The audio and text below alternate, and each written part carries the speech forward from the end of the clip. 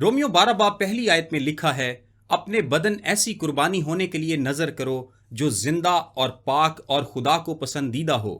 خدا آپ سے کیا چاہتا ہے؟ آپ کا جسم، آپ کی قابلیت، آپ کی عقل، آپ کے ہاتھ، آپ کے پاؤں، آپ کی آنکھیں، آپ کے کان، آپ کا منہ، وہ آپ کو چاہتا ہے۔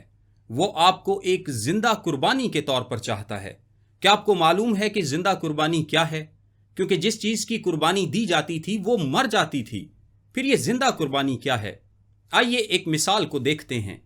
خدا نے ابراہیم کو اسحاق کی صورت میں اولاد بخشی جس سے وہ محبت رکھتا تھا۔ وہ وعدے کا فرزند تھا۔ وہ اس کی زندگی میں خدا کے منصوبے کی تکمیل کا فرزند تھا۔ خدا نے ابراہیم سے کہا، اسے پہاڑ پر لے جا اور قربان کر دے۔ اس نے خدا کے حکم کی تابع داری کی، لکڑیوں اور اسحاق کو لیا اور پہاڑ پر چل دیا اور اسے قربان کرنے کے لیے چھری اٹھائی۔ کیا آپ جانتے ہیں کہ اس منظر میں زندہ قربانی کیا تھی؟ ابراہیم۔ جی ہاں۔ کیا آپ جانتے ہیں کہ کیسے؟ وہ اپنی تمام امیدوں کو ختم کرنے جا رہا تھا، تمام خوابوں کو ختم کرنے جا رہا تھا اور اپنی تمام خواہشات کو ختم کرنے جا رہا تھا، کیونکہ یہی اسے خدا نے کرنے کے لیے کہا تھا۔ کیا آپ جانتے ہیں کہ زندہ قربانی کیا ہے؟ زندہ قربانی وہ نہیں جو خدا کے لیے مر جاتا ہے۔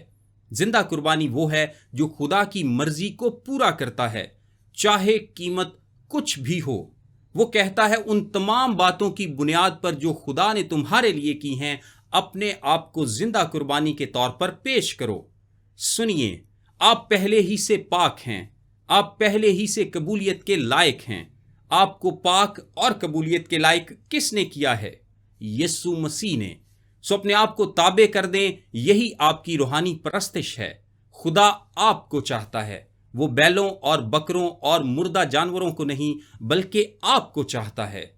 مدعا یہ نہیں کہ کیا میں مسیح کے لیے مر سکتا ہوں، مدعا یہ ہے کہ کیا میں ہر روز اور ہر روز اپنے خوابوں، اپنی امیدوں، اپنی خواہشات اور اپنی مرضی کو اس کی مرضی کے لیے قربان کر سکتا ہوں۔ یہی زندہ قربانی ہے۔